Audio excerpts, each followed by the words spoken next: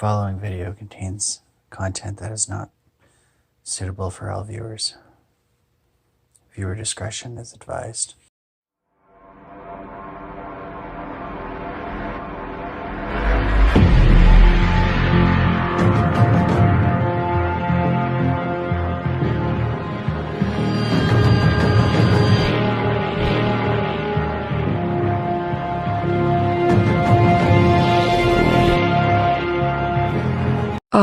Now sleep the 3 rules you must follow to survive a night in our coastal Alaskan town. Lighthouse Horror 15H. Rule number 1, if you see yellow eyes peering out at you from the water, run. The first reporting of the thing with yellow eyes came from Billy, a 13-year-old boy with a reputation for having an overactive imagination. This is Officer Cooper. What seems to be the problem? Silence, and then, I saw something. What did you see? I asked, not yet knowing with whom I was speaking. Well, as I went near the water, there were 2 glowing yellow. This is Billy, isn't it? I interrupted. Boy, I swear to God if you call in here with one more of your tales I'm going to call your father. But I really saw something this time. Oh yeah? Just like when you saw the werewolves having a picnic in the middle of the day down on 6th Street? Or maybe like when you called out from school due to all your teachers being some type of zombie aliens? A pause. Well, okay. I had been given bad information on the zombie alien thing, but the werewolves were legit. Another pause. Did you ever check on that by the W? Get off the darn phone, Billy. I yelled. Silence again, this time for good. The next call came in 1 hour later at 11 p.m., almost on the dot. But it wasn't from Billy. Hello. This is Officer Co. A little girl is drowning. Where? King's Landing. Something pulled her into the water. I sent 2 other officers and an ambulance, but by the time they reached the spot, the little girl was dead. The caller had completely refused to try and go in after her. Looking back and knowing what I know now, he would have died as well. Which brings me to the next rule. Rule number 2. Never go near the water at night. Not for any reason. There were 2 things that stuck with me from that incident with the little girl. The first was just how terrified the caller had been, an absolute refusal to go into the water himself despite the fact that a little girl could and indeed did lose her life. And the second was his description of something just below the water's surface, the thing with yellow eyes. Over the month of October, 4 different children went missing. 4. You have to understand that the population in our town is only 10,000 or so, and 4 kids going missing in the span of a month is just surreal. And all the same circumstance, the water.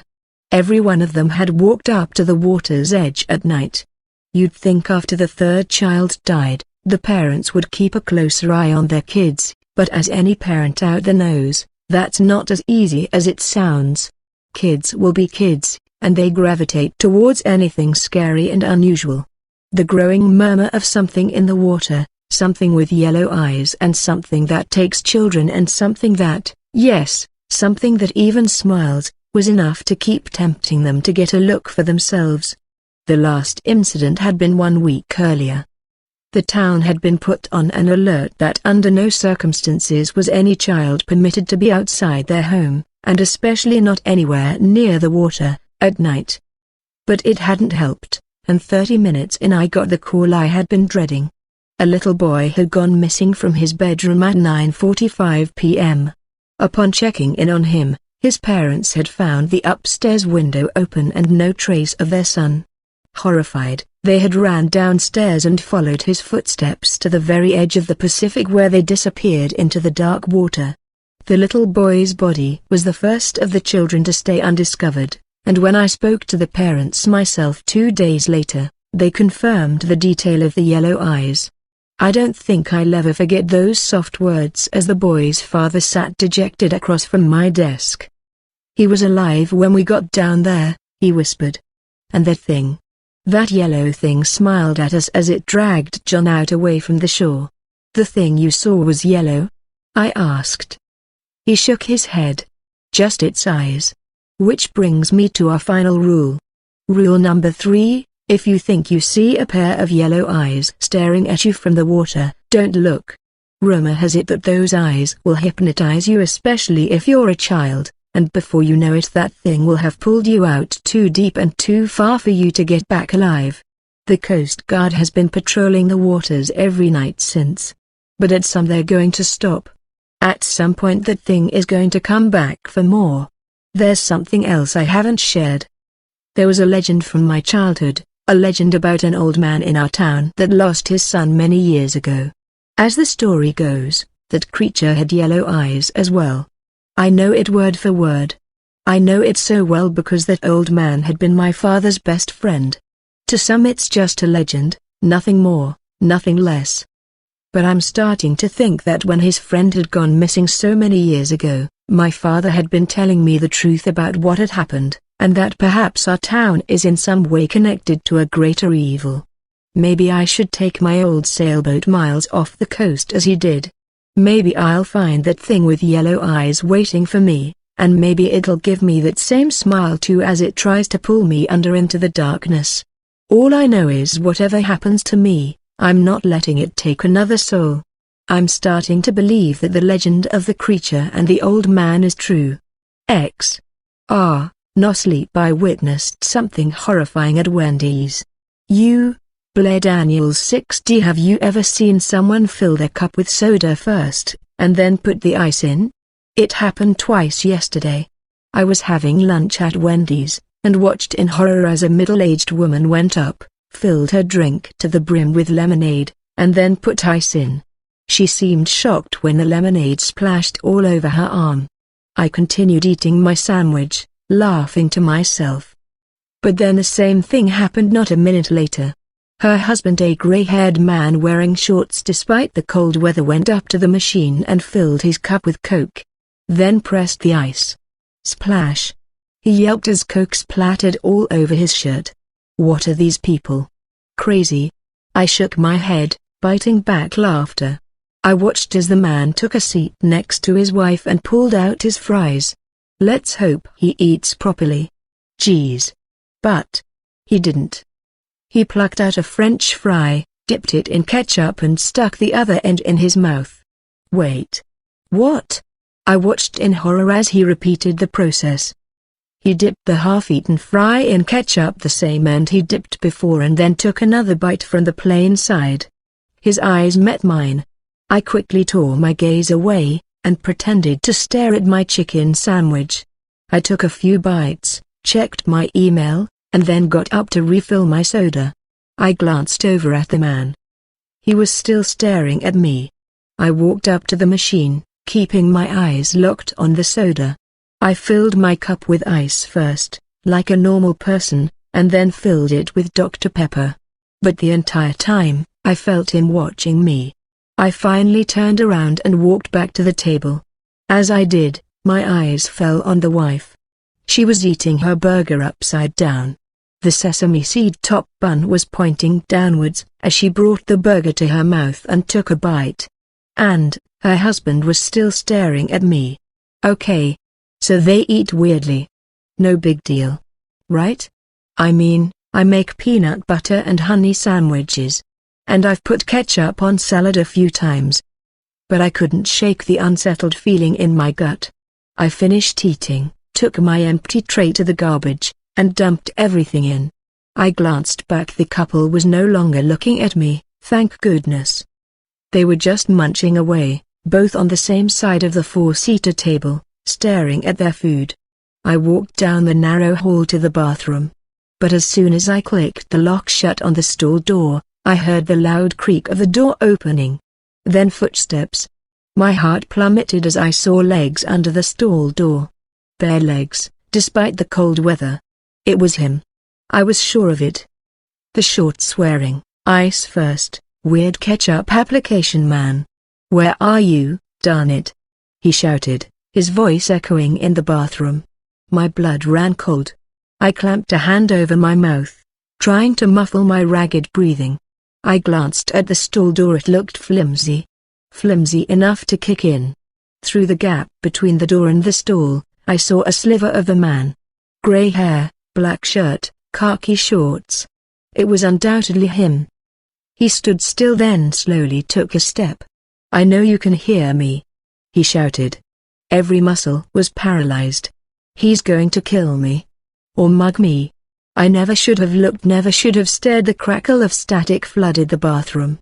"I can hear you," a voice said, through an unseen speaker. Relief flooded me. "Oh. He's on the phone. Thank goodness. Sam and I are in position. We're going to start in 1 minute. Be ready." A horrible tearing sound filled the bathroom. With a wet splat, the skin on his legs slowly wrinkled and warped, then cascaded to the ground. Nausea leapt into my throat and I cupped a hand over my mouth, resisting the urge to vomit. At first, I thought he'd somehow shed his skin and muscle, and just his bones were left. But, somehow, it was worse than that. So much worse. The white, bone-like legs stepped out of the skin, pulled at the floor, revealing long feet that ended in pointed black nails. The thing stepped towards the door, and I saw a flash of white in the gap between the door and the wall. Then it was gone.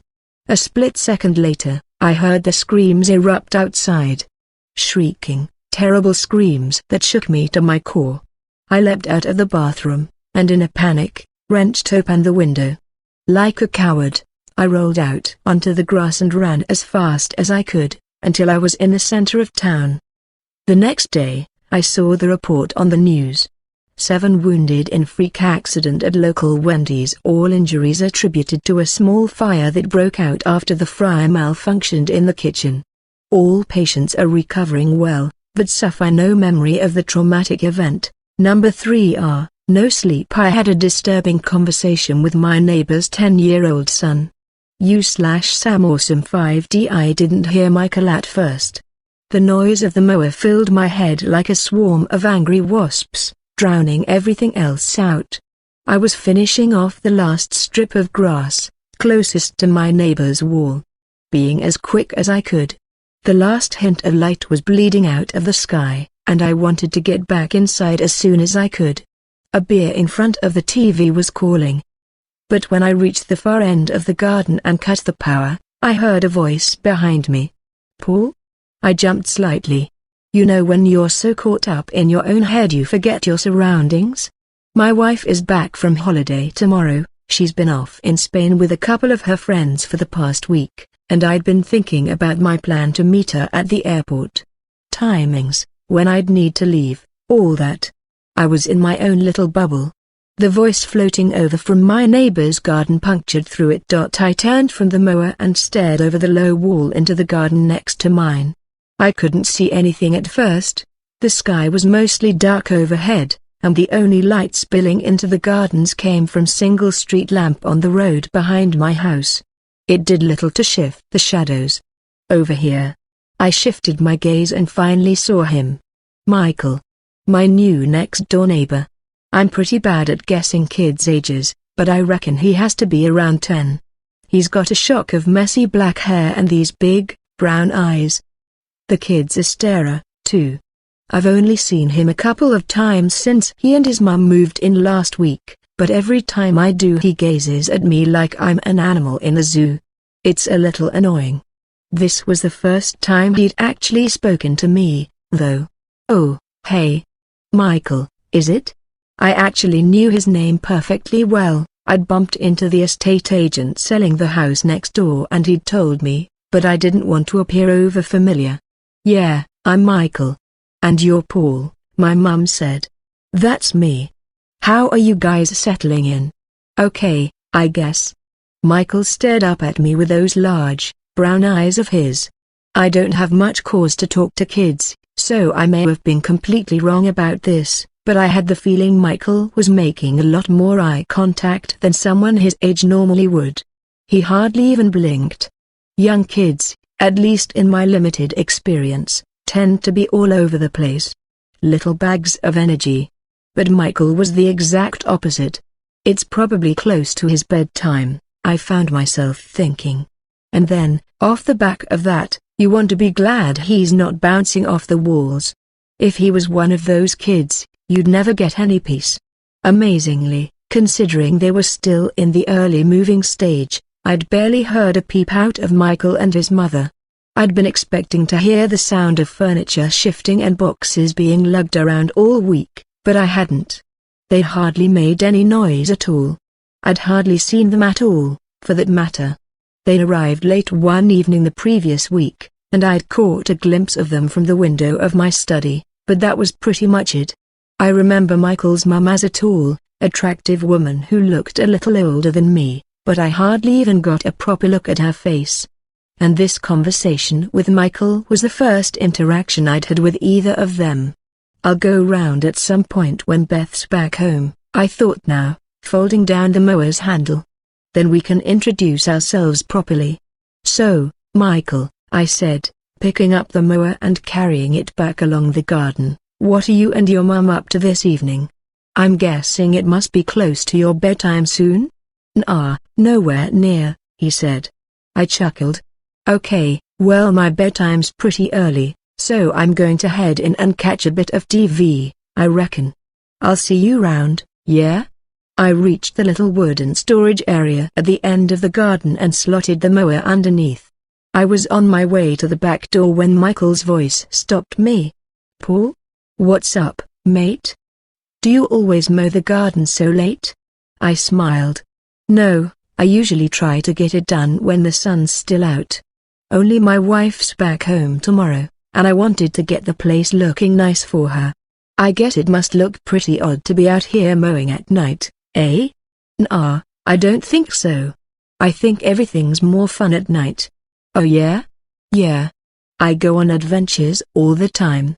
I could hear the excitement in Michael's voice, even though I couldn't see his face properly. He was just a shadowy outline in the darkness of his garden. One time we even went night fishing. Have you ever been? I shook my head. I've been fishing once or twice, but only during the day. It's way more fun at night, I reckon. Everything's more sneaky at night. I found myself grinning again. Despite my urge to go back inside, the kid was sort of entertaining. Well, maybe you and your mum can show me and my wife sometime. Sounds like you guys are way more exciting than we are. I turned once more to the back door. This time I was actually holding the handle when Michael's voice stopped me. Paul? Yes, buddy? Paul, do you have anything to drink? Like juice, or anything? I hesitated. I'm not sure. I don't think do you mind if I have a glass real quick? Mum's still sleeping, and she's been super tired this week. I don't want to wake her. I paused with my hand on the door. If Beth had been in, I probably would have said yes straight away. Likely without even thinking about it. But standing there in the dark garden, I was suddenly aware that it might look a bit odd if I invited a 10-year-old kid into my house. Even if he was my next-door neighbor. And I doubted his mum would like the idea all that much. Do you not have anything to drink at your place, mate? My hand was still on the door, but I hadn't turned the handle yet. I stayed in the same position, my mind whirring with excuses. And when I heard a voice directly behind me, I almost jumped out of my skin. No, we don't have anything. I spun round and found Michael standing about a foot away from me, staring up at me with those large, brown eyes of his. The kid must have clambered over the garden wall while my back was turned. Must have done it without making a sound. Please, Paul? Just a super quick drink, and then I'll go back home. I won't even sit down, I promise. I made a quick mental calculation in my head. Our back door opened straight into the kitchen, and I had orange juice in the fridge. Michael would probably be in and out in a couple of minutes. His mum might find it a little odd that he'd been inside the house if he told her, but wouldn't she find it just as odd if her new neighbor had refused her kid a drink when he asked? I hesitated for a couple more seconds, then sighed. Okay, go on, then. But you have to make it quick, okay? I really do want to go to bed soon. Michael smiled up at me and nodded. I turned the handle and stepped inside. So you're a bit of a night owl, huh? What does that mean? I opened the fridge and grabbed the orange juice. It means someone who prefers it at night. You know, because you said you go on adventures, night fishing and stuff? I moved to the drying rack by the sink and grabbed a glass. Oh, yeah. I'm definitely a night owl. I started pouring juice into the glass. Man, not me. Or at least I wasn't when I was your age. I used to be scared of the dark. You'll get used to it. I said you get used to it. Once you spend enough time in it. Right. I turned and handed the glass of orange juice to Michael. He took it from me and smiled. He moved the glass towards his mouth, then paused, watching me over the rim. You know, my mum doesn't like me doing this anymore. Doing what? Going into houses with strangers. Not after last time. I stared down at the kid. He looked back up at me, the smile no longer on his face. Somewhere down in my stomach, I felt something uncomfortable squirm. What do you mean, mate? What happened last time? Michael glanced over his shoulder at the closed back door, as if he was checking to make sure his mum wasn't there.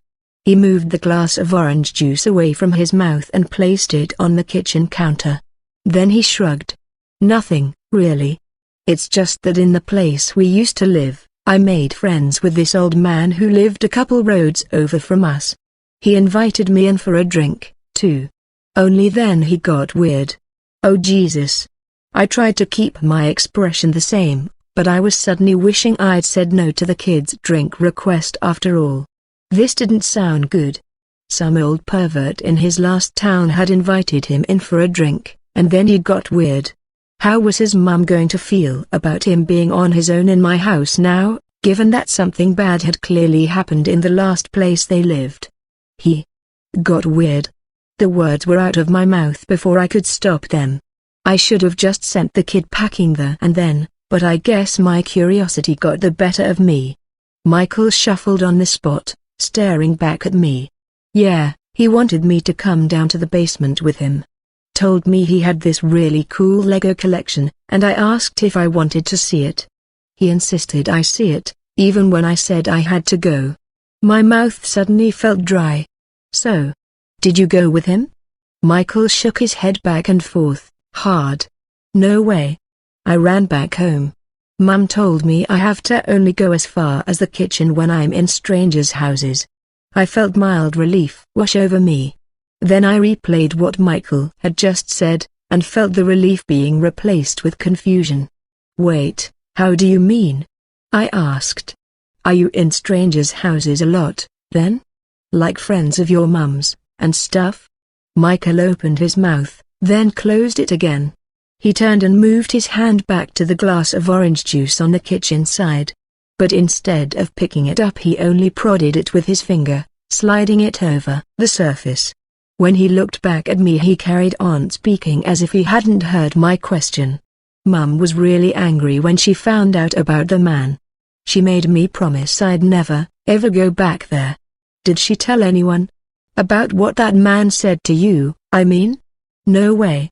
Michael looked away from me again.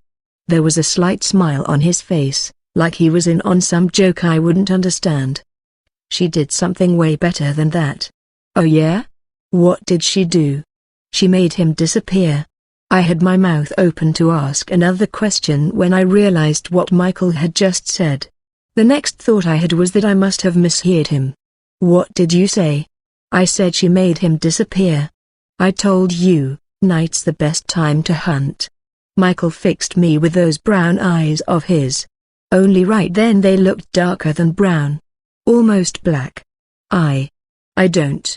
I tried to find words, but I was at a loss. Michael smiled up at me. It's funny, he said after a moment. People think Mum won't come in unless she's invited, but they've got the rules all wrong. As long as one of us has already been invited, then it's fine. She can come back with me any time she wants. The kid smiled at me once more. Don't worry, Paul. I'll tell her you were nice to me. Make sure she goes easy on you when you meet her. Thanks for the juice. He turned away and pulled the back door open. I found my eyes wandering over to the glass of orange juice, my mind vaguely aware that he hadn't touched a drop of it. But when Michael spoke one more time, I turned back to him. He was framed in the open doorway, half lost in the night. "It'll take some getting used to," he said, "but you won't be scared of the dark much longer." Before I had a chance to reply, he'd melted into the shadows. Hey everyone, it's Kingpin here again. Just letting you know that because of a new YouTube partnership with teespring.com, official Kingpin TV merch designed by me is now available for purchase at the Kingpin TV warehouse, ranging from clothing to phone cases to coffee mugs, with more item ideas always in the works and new items being created quite often. You're sure to find something interesting that suits you, and with all the proceeds going, of course, to helping support this channel, it's going to a good cause. To find the store, simply go to the Kingpin TV channel homepage, as we see here, and look under the store tab to see all of my latest creations.